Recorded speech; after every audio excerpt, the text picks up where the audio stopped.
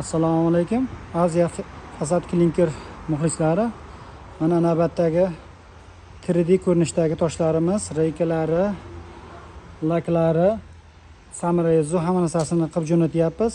Andijon viloyati Baliq tumaniga.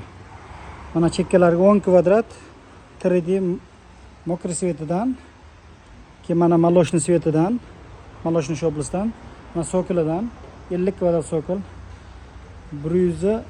150 kvadrat jami plitkalar jo'natyapmiz, reykalari bilan hammasi. Bu plitkaga qiziqish bor aka-ukalar.